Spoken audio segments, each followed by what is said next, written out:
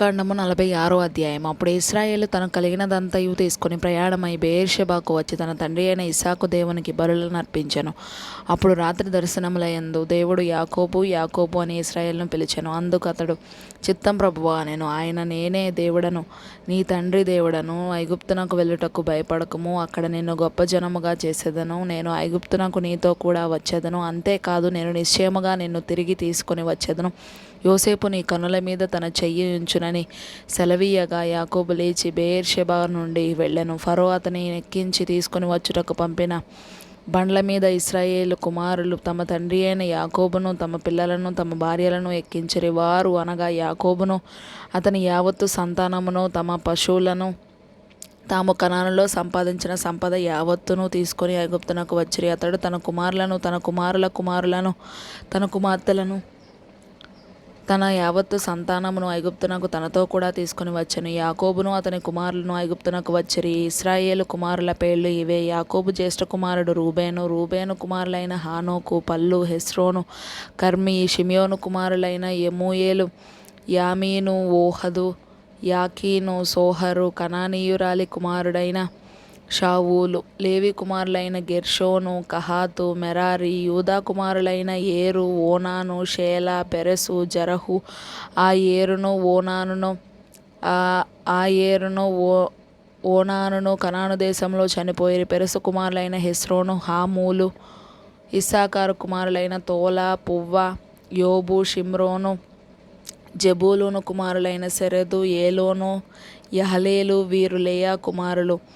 ఆమె పద్దనరాములో యాకోబు వారిని అతని కుమార్తె అయిన దీనాను కనెను. అతని కుమారులను, అతని కుమార్తెలను అందరును 33. గాదు కుమారులైన సిప్యోను, హగ్గీ, షూని, ఎస్బోను, ఏరి, ఆరోది, అరేలి. ఆషేరు కుమారులైన ఇమ్నా, ఇష్వా, ఇష్వి, బెరీయా వారి సహోదరి అయిన సెరహు. ఆ బెరీయా కుమారులైన హెబెరు, మల్కీయేలు. లాబాను తన కుమార్తె అయిన లేయాకిచ్చిన జల్పా కుమారులు వీరే.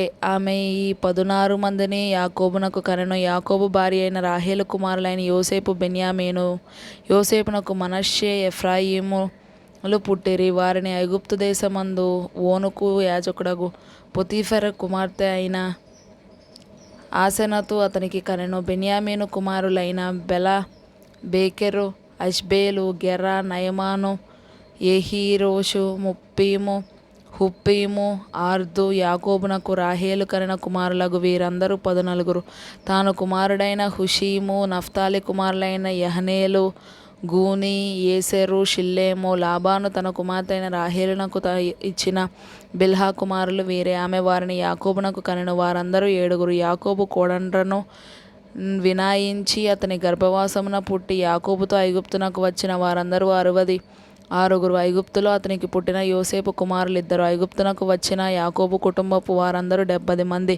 అతడు గోషెనుకు త్రోవ చూపుటకు యోసేపు నొద్దకు తనకు ముందుగా యూదాను పంపెను. వారు గోషెను దేశమునకు రాగా యోసేపు తన రథమును సిద్ధము చేయించి తన తండ్రి అయిన ఇశ్రాయేలును ఎదుర్కొనుటకు గోషెనుకు వెళ్ళి అతనికి కనబడెను.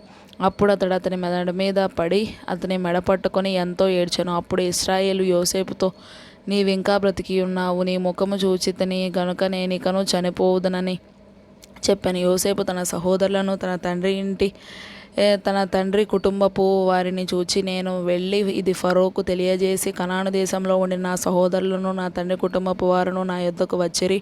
ఆ మనుషులు పశువులు గలవారు, వారు గొర్రెల కాపరులు. వారు తమ గొర్రెలను, పశువులను తాము కలిగినదంతయు తీసుకొని వచ్చిరని అతనితో చెప్పెదను. గొర్రెల కాపరి అయిన ప్రతివాడు ఐగుప్తీయులకు హేయుడు గనుక ఫరో మిమ్మల్ని పిలిపించి మీ వృత్తి ఏమిటని అడిగిన యెడల మీరు గోషెను దేశమందు కాపురమున్నట్లు మా చిన్నతనము నుండి ఇది వరకు నీ దాసులమైన మేమును మా పూర్వీకులను పశువులు గలవారమై ఉన్నామని ఉత్తరమీయుడని చెప్పెను.